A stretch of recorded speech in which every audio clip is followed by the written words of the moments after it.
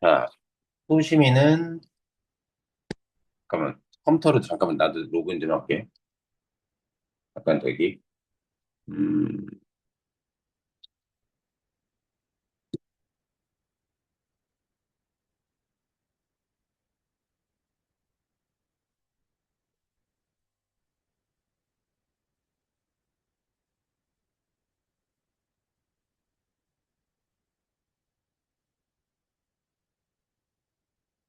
질문 있으면 채팅을 해줘. 갑시다. 소시민은 자신의 기득권을 지키기 위해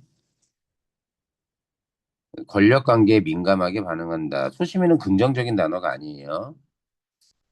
자, 권력 관계가 형성되기 위해서는 타인의 승인이 요구되며 이로 인해 힘의 우열 관계가 발생한다. 이 작품은 허구적 권력 표지, 표지는 표지판 같은 거, 표식 등을 통해 타인의 승인을 얻음으로써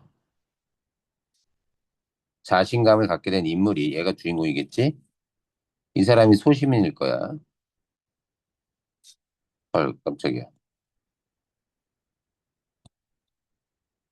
승인을 거부하는 타인 앞에서는 소시민적 면모를 드러내는 생각을 한다. 그 말은 승인을 하는 사람 앞에서는 권력을 드러내고 승인을 거부하는 타인 앞에서는 소시민적 모습을 드러낸다는 거죠. 이를 통해 상황 논리, 논리란 말 빼도 돼. 에 따라 다 달라지는 소시민의 타산적, 보통 타산적이라는 건 이해타산적이죠.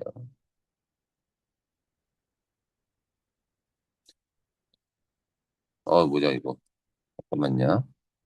충전하면서 했는데, 이해타산적 태도를 비판하고 있다. 이 작품의 주제의식입니다. 음. 자, 허구적은 가짜죠. 가짜 권력 표지를 통해 얻게 된 겁니다. 보면 뭐, 김달채지만, 김달채가 그 주인공이겠네요. 가보자. 김달채 씨는 퇴근하기 무섭게 뽀로로 집에 달려가던 묵은 습관을 버리고, 묵은 습관을 버렸대. 도대체 왜?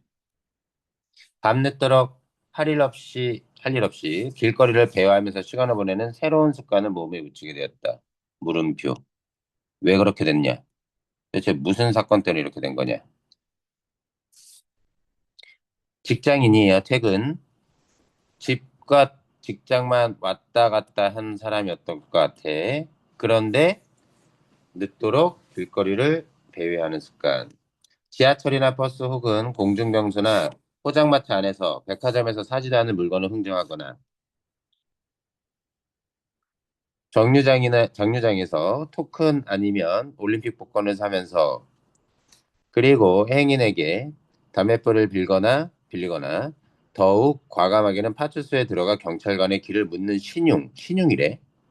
을 하는 사이에 마주치는 각계각층의 사람들을 상대로 달채 씨는 실수를 가장 꾸미기도 하고 때로는 또렷한 목적의식을 드러내기도 해가며 우산의 존재를 알리기 위해 갖가지 방법을 다 동원했다.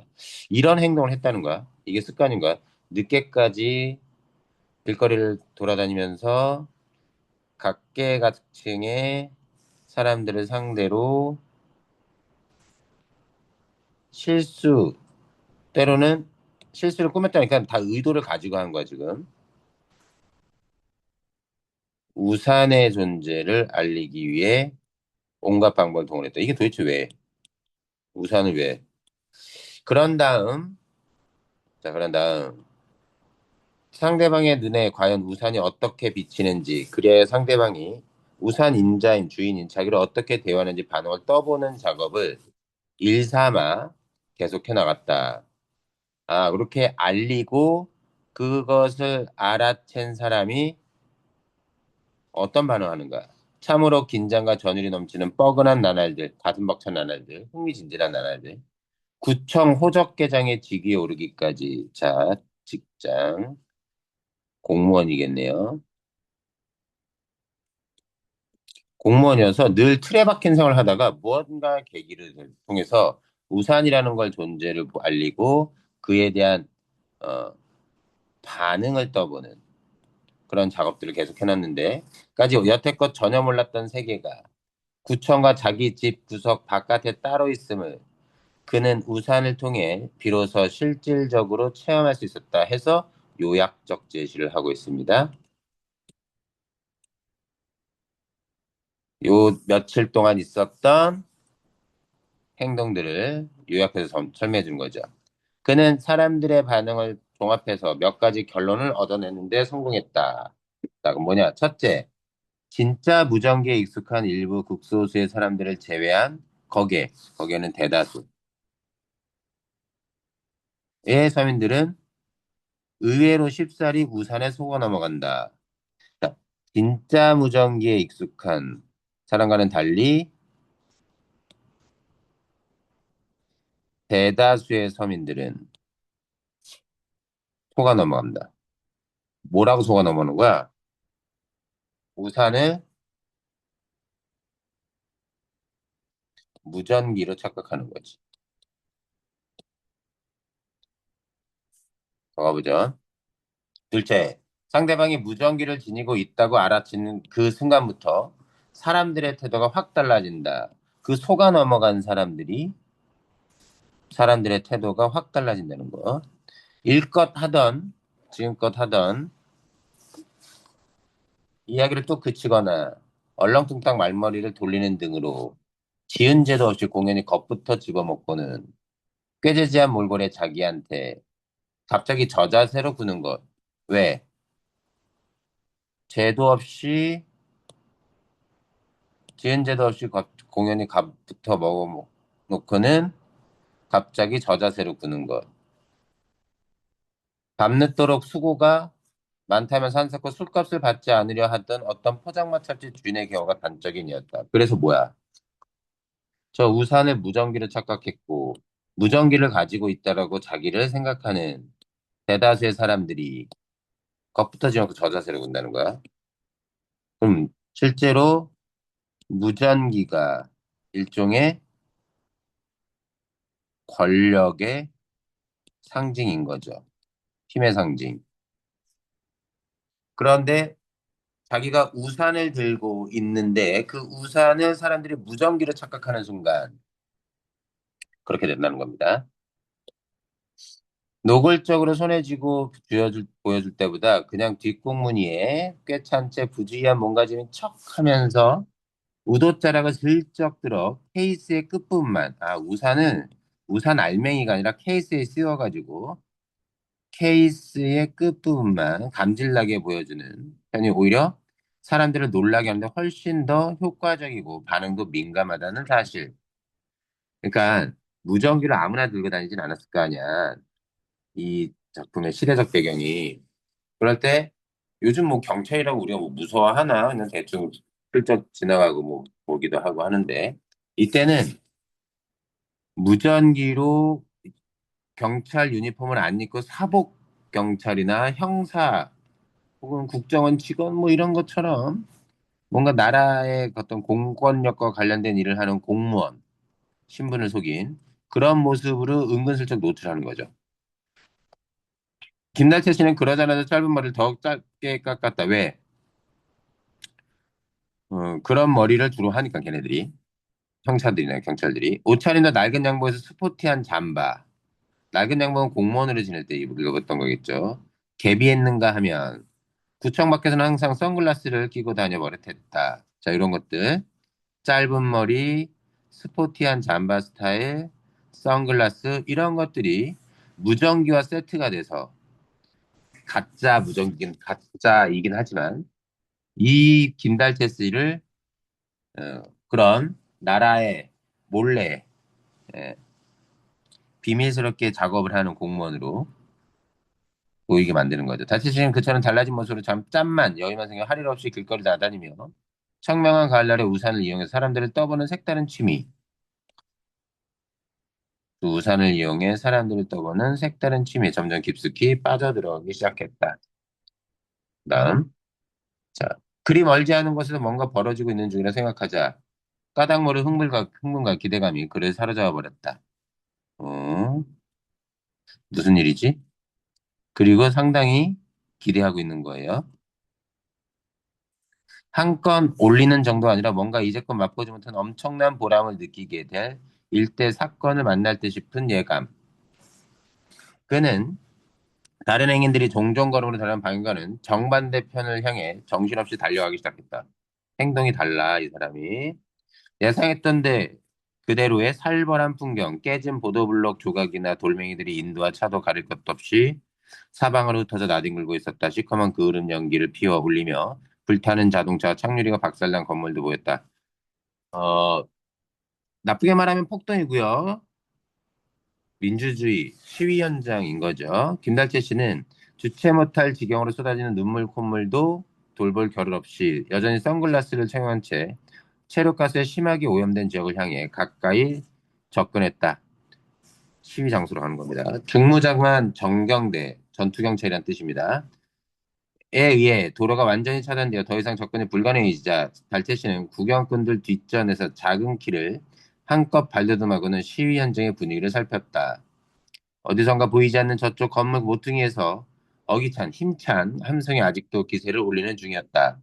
사복경찰관들 정경대 그리고 사복경찰관들한테 붙잡혀 끌려오는 학생의 모습이 구경꾼들 어깨너머로 내다보였다. 달채 씨는 저도 모르는 사이 사람들 틈바구니를 비집고 전면으로 썩 나섰다.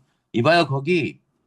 김달채 씨는 창문마다 철망이 쳐진 버스 안으로 너네 닭장차라고 부르는데 너 모르겠지? 닭장차 뭐냐면 EBS 교재 이번 이미지야.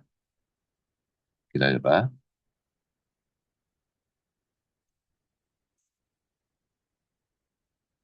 이렇게 돼 있는 거. 시위나 그런 것들을 막기 위해서 창문이나 이런 데를 이렇게 막아놓고 필요할 때 수송하는 거죠. 그걸 우리가 닭장차라고 불렀습니다. 야. 물론 지금도 있는 차죠. 시위 현장에 나오는 차. 그런 차입니다, 얘가. 안으로 학생들을 마구 밀어넣는 사복 경찰관들을 향해 느닷없이 목청을 높였다. 이렇게. 아직도 어린애야. 다치지 않게 살살 좀 다뤄. 어디서 그런 용기가 솟아났는지, 나는지, 김달채 씨 자신도 깜짝 놀라지겠다. 당신 뭐야? 옷깃에 비표를 단 이름표 같은 거라고 보면 돼. 뭐, 신분증과 관련된 어떤 것들. 단, 사복 차림의 청년 하나가 비표를 달았어요. 여기 일종의 진짜 상징물인 거죠. 가짜 우산이 아니라, 가짜 무전기 우산이 아니라, 달려 김달채 씨의 가슴을 때밀었다. 나 이런 사람이요. 김달채 씨는 엉겁거려 잔바자락 한 끝을 슬쩍 들어 뒷주머니에 꽤 찬 우산 케이스를 내보였다. 하지만 상대방 청년은 그런 물건 따위는 애당초 거들떠볼 생각조차 하지 않았다. 당신도 저 차에 같이 타고 싶어? 여러 소리 말고 빨리 집에나 들어가 봐요. 이른바 닭장차에 어린 학생들과 함께 실리고 싶은 생각은 물론 탈 것만큼도 없었다. 옷깃에 비표를 단 청년이 우산을 우산 이상의 것으로 보아주지 않는 이상, 무전기로 보아주지 않는 이상면 그건 어쩔 도리 없는 노릇이었다. 김달태 씨는 남의 채마밭에서 채소밭입니다. 무 뽑아 먹다 들킨 아이처럼 무르츠만 뻘쭘한 정도예요. 꼬락서니가 되어 맥없이 돌아설 수밖에 없었다. 그래서 이 청년은 그것을 가짜랜다. 진짜 우산이지, 우산은. 우산을 무전기로 인정하지 않는 존재. 타인의 승인, 승인을 그런 거부하는 존재로서 그 진짜 사람을 만나니까 찌그러지는 소시민의 모습이라고 보면 됩니다. 그렇 어렵진 않죠, 내용이. 자, 요 네 문제 한번 풀어보죠.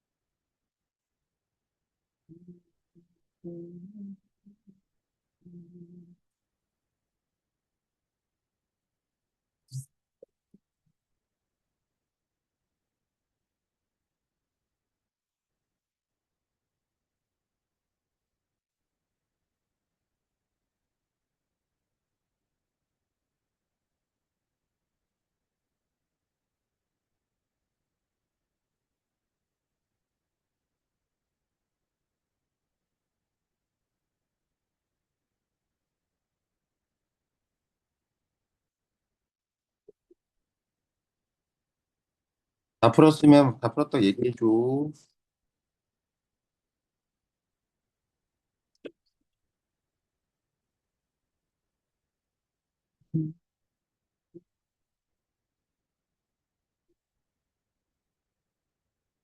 둘. 공부 벌써 다 풀었다고? 아, 너넨 다 풀 수가 없구나. 안 가져왔으니까. 파일 올려줄게. 아, 뭐야, 나. 파일 올려주면 되는데 뭐 한 거지?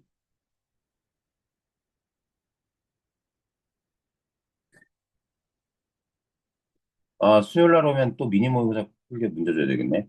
잠깐만. 뭐가? 맞다. 미안, 쏘리. 자, 파일 올렸으니까 속에서 파일 확인해서 문제 좀 풀어봐봐. 소설 본문은 여기다 살짝 띄울까? 이렇게.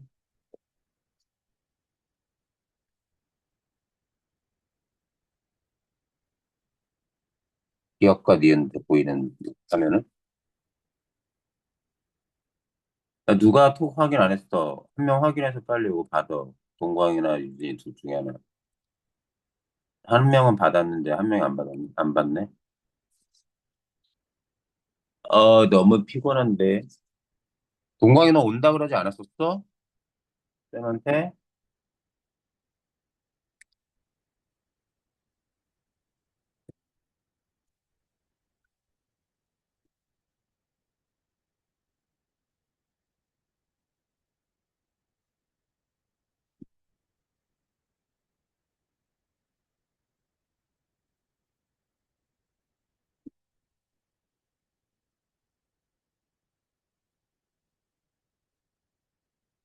동광이 너 다 풀었다는 게 뭐야? 파일도 없었으면서. 거짓말쟁이 같으니라고. 어떡하지, 이거? 눈앞에 있어야 혼내는데.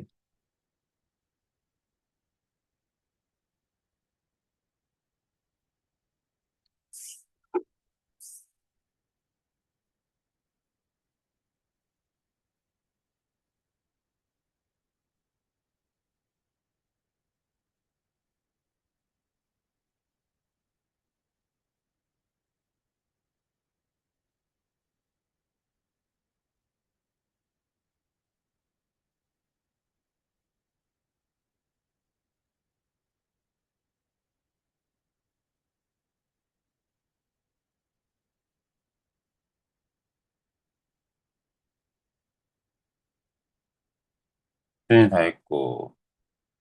유진,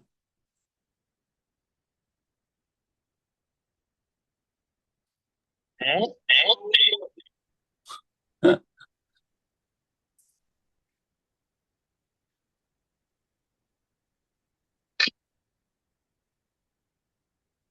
그래?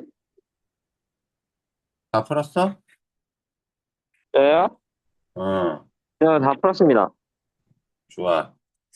그러면 채점을 해보죠.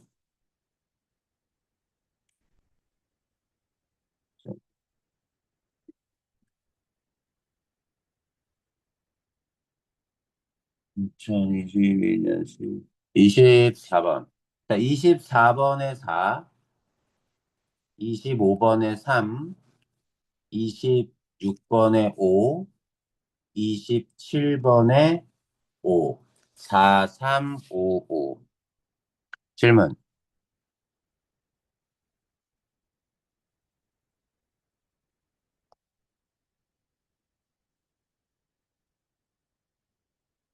질문 없고, 수연. 어렵지 않지? 요 소설은? 그지?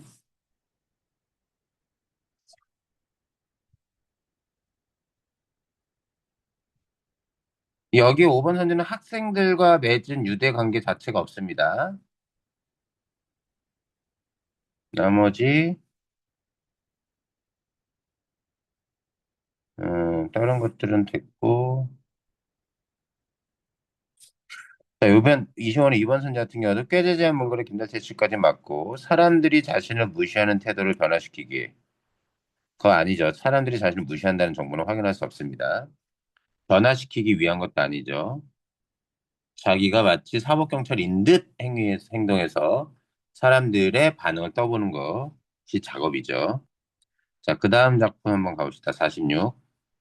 고전소설이고요. 박태부전. 보기 박스가 있네요. 박태부전은 숙종 때 실존 인물입니다. 삶을 소설화한 작품이다. 이 작품에서 박태부는 임금의 부당함으로 드러나는 부도덕한 세계와의 대결에서 패배하여 숭고한 뜻을 이루지 못한다. 그럼 여기에서 임금은 부정적인 모습으로 나오는 거지. 임금으로 상징되는 부도덕한 세계와의 대결. 그럼에도 그는 가족과 국가의 윤리적 책무를 다하는 인물로 인정받음으로써 도덕적 영웅으로 높여져. 이때 다양한 서사 장치들이 사건의 입체적 전개에 기여한다. 그래서 죽었지만, 아니, 죽었된다. 패배했지만 도덕적 영웅으로 인정받는. 가보자. 줄거리부터 보는 거야. 박태보의 정배는 유배입니다.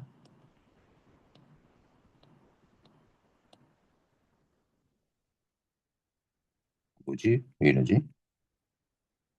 를 따라가려다 되돌아온 박태보의 부인은 꿈에서 남편을 만난다. 유배 같네요. 가자. 이때 태보가 궁궐문 밖으로 나오니 그제야 정신없이 기절하거늘. 그럼 궐문 안에서조차 기절할 만 했었는데 꾹꾹 참고 밖에 나와서 기절했다는 겁니다. 왜 기절했느냐? 궁금한 거죠. 좌우의 제신, 여러 신하가, 쟤는 여러 제자예요. 여러 장수는 제장이라고 얘기합니다. 이며 일가의 제족, 여러 가족들이죠. 가족들이. 구안, 병간호하여. 겨우 정신을 차려, 인사불성. 좌우를 돌아보며 말하길. 이 몸이 명제경각이라 목숨이 죽을 지경에 달려있다. 어찌 살기를 바라려 죽을 각오 한 거야. 군등은 그대들은 그대를 군이라고 부른 겁니다. 그대들은 태복 내가 죽거든. 죽기로서 간하여 직언을 하여 임금께 왕비를 내치지 못하게 하옵소서. 아, 왕이 왕비를 내친다라는 것. 이것이 임금의 어떤 부당한 모습이어서 신하로서 마땅한 도리를 하고 있다고 생각하는 거고, 그리고 자기는 그러다가 죽게 될 것 같은데 내가 죽고 나서도 남겨진 사람들한테 자기처럼 해달라는 거야. 못하게. 그러다 또 죽으면 어떡하라고. 어쨌든. 한데 이때 상소문 중에 이름을 올린 재원이 여러 사람들이 상소문을 올렸나 봐. 임금에게. 그러면 안 된다고. 여과 관련돼서. 그대는 죽기로서 가나다 어명을 받고 사경 죽을 지경이 되었으나 우리도 역시 한 탓이로다. 우리도 같이 한 탓이다. 막중한 충을 몰랐으니 그 충을 몰랐으니 무슨 낯이 얼굴에 면목이 있으리요. 일은 여럿이 참여하고 죄는 그대만 혼자 당하였으니 죄스럽고 민망하기 측량 없도다. 죄책감도 들고 태부에게 미안함도 느끼고 있는 거예요. 혼자 뒤, 형벌을 받고 있나 봐. 무수히 위로하다가 형옥으로 전송하더라. 형옥은 감옥이에요. 이튿날, 자, 시간대 바뀌었습니다. 날에 형조 판서가 마지못해 어쩔 수 없이 위계를 갖추고 어떤 격식을 갖추고 대강 큰 줄거리에 짙게 걔는 보고서를 얘기합니다. 보고서 문서를 대강의 문서를 올렸더니 상이 보시고 상은 임금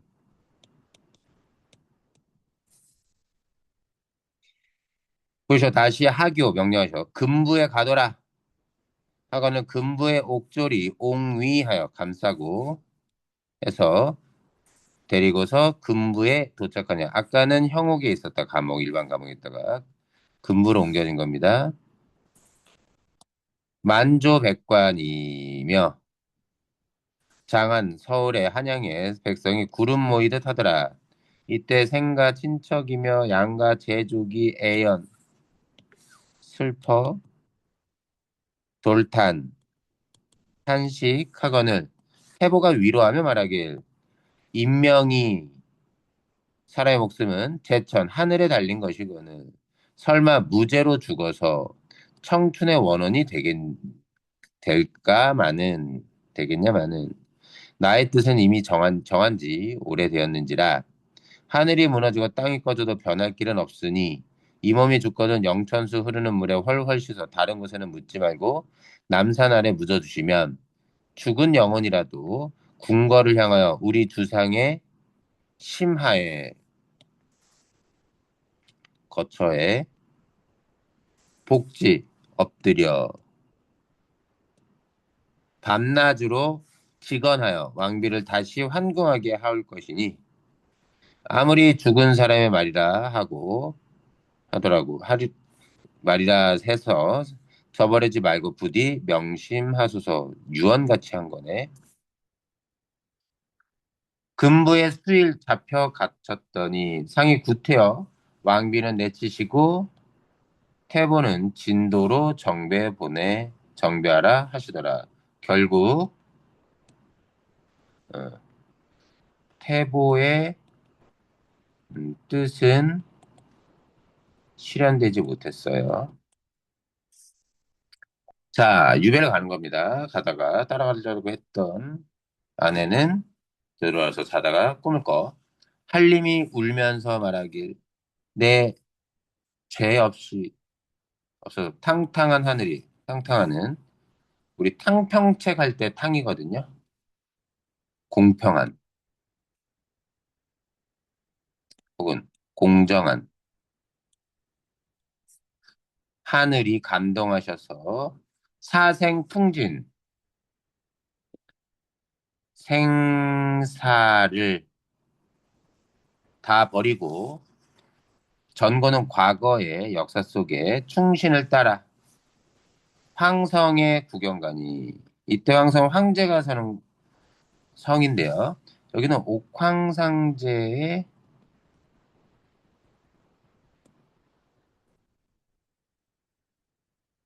상제의 도성 다스리는 것을 가난히 슬프거나 부인은 기다리지 말고 오래도록 무양 만세 마- 만수무강하란 말과 똑같습니다.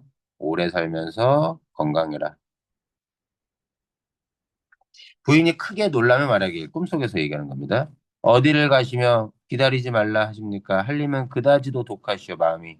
첩도 저도 한 가지로 함께 갑시다. 꿈에서 할림이 남편인 거야. 관직이 할림이어서 할림의 소매를 잡고 못 가게 하니 할림이 말하길 부인은 안심하소서 구구한 응? 구구절절한 자세한 사정을 자세한보다는 사정은 여기 감정 인정 네. 아주 그래 구구한은 사소한이라기보다 어, 그동안 쌓인 인정을 어찌 있겠소 일후 다음에 나중에 상봉 만나다는 뜻이에요. 만날 날이 있을 겁니다. 하고 떨치고 가거는 부인이 한림의 손을 잡고 따라가니 어떤 남자 10여 명이 의관을 정돈해서 있고 남자 10여 명 서 있거늘 겸연쩍어 방으로 들어와 앉으며 가만히 보니 학발 의관은 흰머리에 옷을 갖춘 어린 제자 5, 6이니 분명하거늘 부인이 놀라 깨었나니 남과 일몽 꿈이다. 몽. 자, 꿈에서 깨어난 거예요. 장면 9분. 자, 부인이 꿈속의 일을 생각하며 심신, 정신이 어지러워 명월, 달을 대하며 밤인가 봐. 깜깜한 밤. 내념에 속으로 분명 한림이 기사하셨도다. 이미 죽었다는 뜻입니다. 기사. 돌아가셨을 거다. 시비를 데리고 꿈속 일을 설명했더니 이미 동방 아침이 밝았거늘 시부모님 당하 거처에 문안인사차 나가니 이화촌의 마을 이름 개 짖으며 문 밖에 울음소리 들리거늘 부인이 놀라 문을 열어보니 한림의 하인 동일이라는 사람이 이 울음소리의 정체인 것 같아요. 한림의 편지를 드리거늘 한림의 편지 대간 부부와 부인이 망극 지극하여 끝이 없다는 뜻인데 슬픔이 여기서는 서로 붙들고 통곡하다가 기절하거늘 비복은 하인들이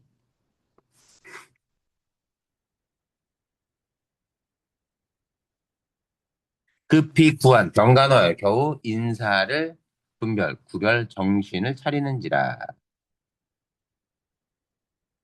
이때 대간 부부는 누구겠어요? 시부모님이겠습니다. 한림의 아버지, 부친과 모친. 이때 멀고 가까운 제족, 가족, 친척들과 만조백관 모든 신하가 조정의 모든 관리가 다 조문한 후에 죽었으니까 조문하는 거죠. 죽은 사람 방문하는 거. 장안 서울 한양의 백성이 누가 아니 낙로 눈물을 흘리지 누가 아니 눈물 흘리겠는가? 눈물 흘린다는 얘기다. 이런 거 뭐야? 어찌 뭐뭐하지 않겠는가? 이런 구절은 서술자의 직접적 개입이에요. 궁금한 거 있으면 질문해. 이렇게 저렇게 곡성이 진동하니 어찌 천신이 하늘의 신이 감동하지 않겠는가? 이것도 서술자 직접 개입. 그 편지를 떼어보니 하였으되 뭐라고 썼어? 불효자 태보는 두어자 문안 인사를 부모님 앞에 올리나이다. 천리 원정의 먼 길에 전라도는 먼 길에 진도까지 가는 거죠. 전라도. 과천에 관해서 과천 지나가면다가 신병과 몸의 병과 심해 마음이 울적하거늘 부천에 들어가오니 부천은 저승입니다. 죽음을 직감하고 썼나 봐. 사람의 죄 삼천을 정했는데 삼천 가지인데 불효한 죄가 제일로 큰 죄라 하느니 삼천의 죄 중에 수죄 우두머리의 죄를 지었으나 국은 나라의 은혜 또한 갚지 못하고 중노 중도에 도중에 고혼 죽은 영혼이 되니 구천에 돌아가는 자식을 생각지 말고 말년 귀체 귀한 몸을 안보 편안히 하시다가 잘 보존하시다가 만세 후에 만년이 지난 후에 부자지정을 만분의 일이 남아 회, 회복 부자증을 느끼는 거? 만 분의 1이라도 느끼기를 바라네. 뭐야? 돌아가신 이후에 만나자. 이날 대감이 판서, 노복 등을 거느리고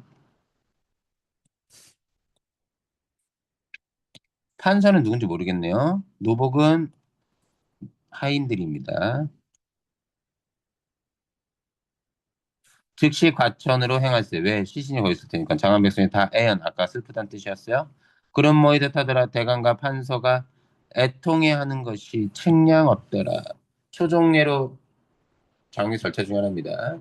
극진히 한 후에 채단, 비단 같은 천으로 염습하고 시신을 깨끗이 닦고 옷을 입히는 것들입니다. 도로 집으로 돌겨와 장사를 지내니 일문, 한 가문이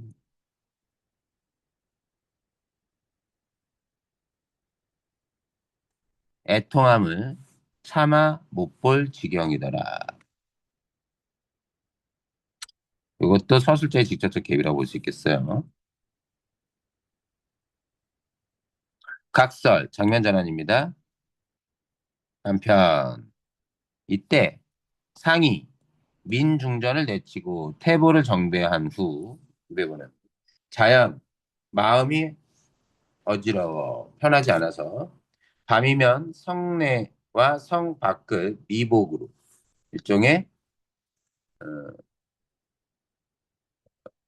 이게 평상복 차림으로 신분을 속이고 왕의 옷을 입지 않고 미복으로 순찰하시던 어떤 옷이라고 할까 미복을 전장 일상복 일반인의 옷을 입고 하더니 하루는 한 곳에 다다르니 명월은 명랑한데 달은 밝은데 명랑은 밝은 겁니다. 어떤 아이 오륙이니 월색 달빛을 즐기며 희롱은 장난치거나 즐기는 겁니다. 노래하여 즐거워하거늘 상이 몸을 은신 숨기시고 자세들이 그 노래 가사가 뭐야? 저 달은 밝다만 우리 주성은 불명 어두워서 대조녀 밝지 않아서 충신을 무슨 일로 천리완정에 내치시며 무슨 일로 민중전은 외관에 내치시고 군, 신, 임금엔 을이 없으니 이 부자지요. 부자 자요네요. 부모와 자식의 효도 쓸데없다. 왜? 군신, 군이 신충은 충이고요. 부자 자효는 부모는 자애롭고 자식은 효성스럽고 효와 관련된 것. 상강오륜이 다 무너졌다는 얘기입니다. 충이 실현되지 않았기 때문에. 인심은 분명하지만 국은 나라의 운이 말세가 되어 망할 때가 돼서 백성도 못할 일을 국가에서 행하고 이때 백성도 못할 일을 국가에서 행했다? 음, 음, 도덕, 윤리, 규범 등을 어겼다는 얘기예요. 한시을 가련하다 400년 사직 나라를 누가 붙들까? 이에야 저에야 흥망성쇠는 불관하다만 상관하지 않는다만 당상 집안에 부모 모셔라. 심상궁궐에 들어가 기부산에 들어가서 초목으로 붓을 적시고 짐승을 벗을 삼아 세월을 보내다가 성군을 기다리자. 그럼 뭐야 지금? 지금 임금은 성군이 아니란 얘기죠. 서로 비기며 기대며 애연히 어깨동무하고 기대면서 슬프게 가거늘 상이 그 노래를 들으시면 심신이 산란하여 어지러 그 아이들의 이름을 묻고자 하시니 했는데 아이들이 달아나는지라 못내 애연 슬퍼하시면서 곧 환궁 하시니라. 충신 죽여놓고 결국은 자기 욕하는 거 없나? 자기 욕하진 않나? 하면서 몰래 밤에 중에 그건 뭐라 그러지? 암행, 어사처럼 암행, 신문을 속이고 여론을 탐지해보는 거죠. 욕하는 요령밖에 없는 거지. 28번부터 31번까지 문제 풉니다.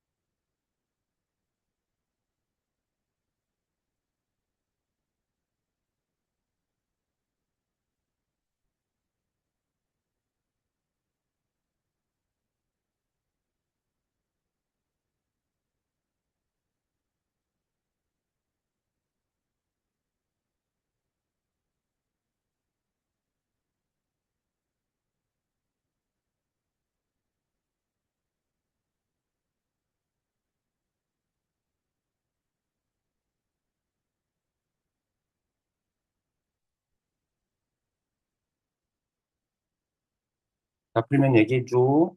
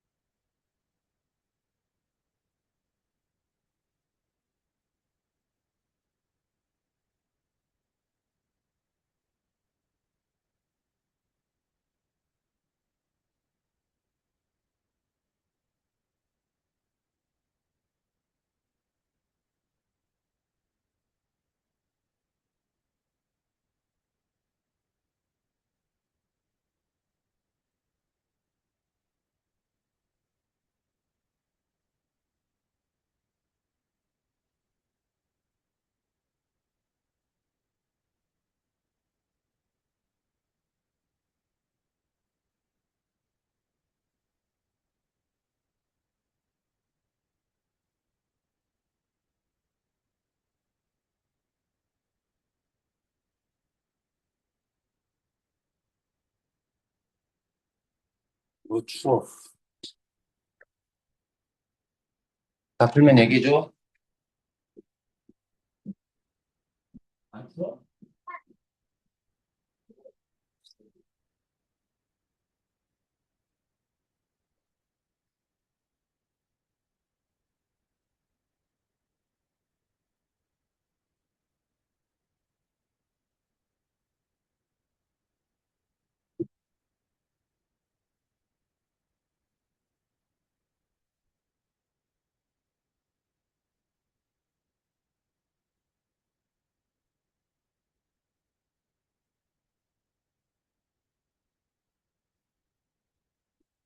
으,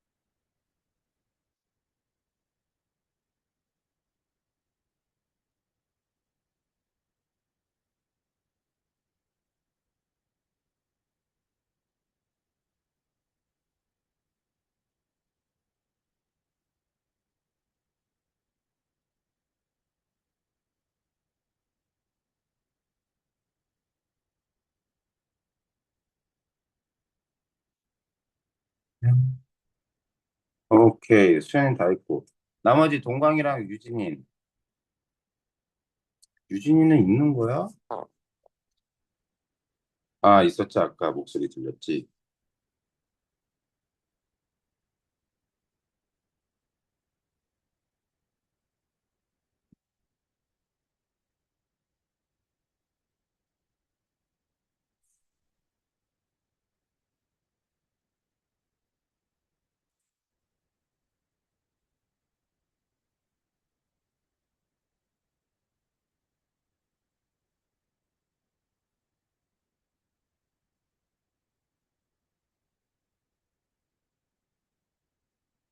유진이 다 풀었고, 동광이도 다 했고, 좋아. 채점. 잠시만요. 다 불러드릴게요. 생각보다 이 해에 수능이 그렇게 어렵지 않았던 거야. 모든 수열도 읽어내기만 하면 되게 뻔하게 다 올 수 있어서. 볼까요? 28번에 2, 29번에 1, 30번에 3, 31번에 5. 그래서 2, 1, 3, 5. 2, 1, 3, 5요.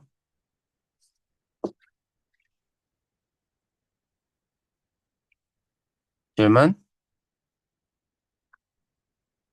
다 맞췄어? 질문 있나요?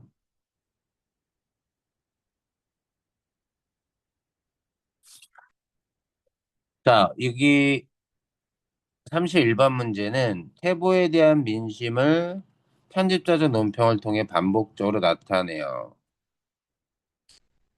태보가 기우는 국운을 회복한 영웅.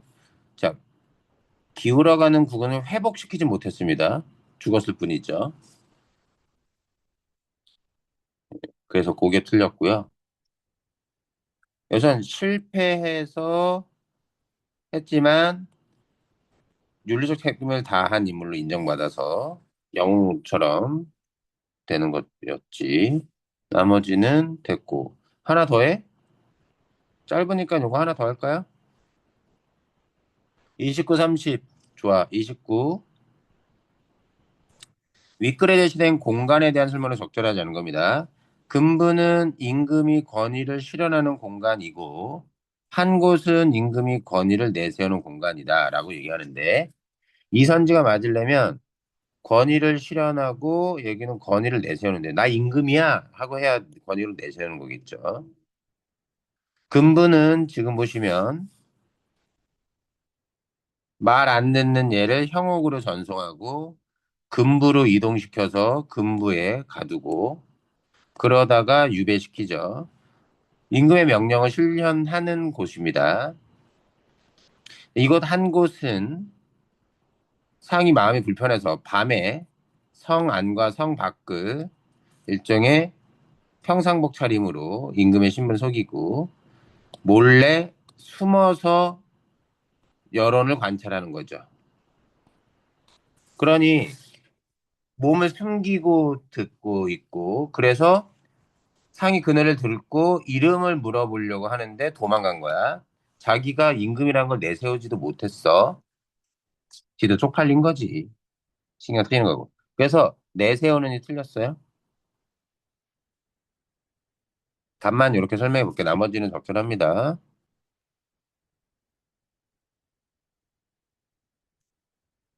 뭐 선택했을까? 틀렸으면. 음,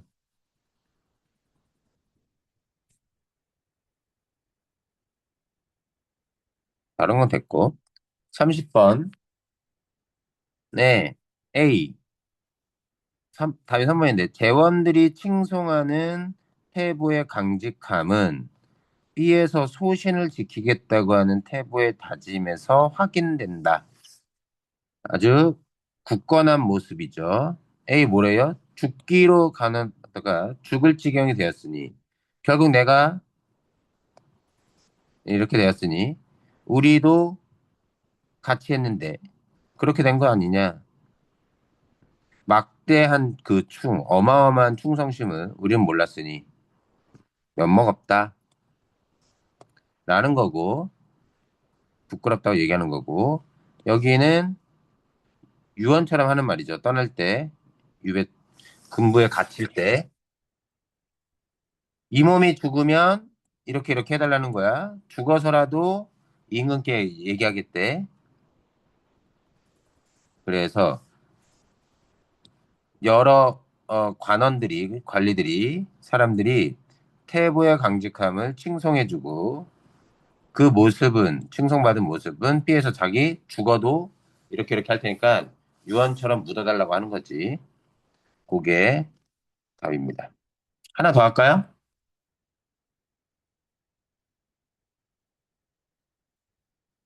아니요. 야, 이 정도 속도로 나가서 우리 세 지문씩 하자. 세 지문 어때? 오늘은 두 지문 하지만 원래 우리 두 지문 했으니까 두 지문만 해? 유진, 너도?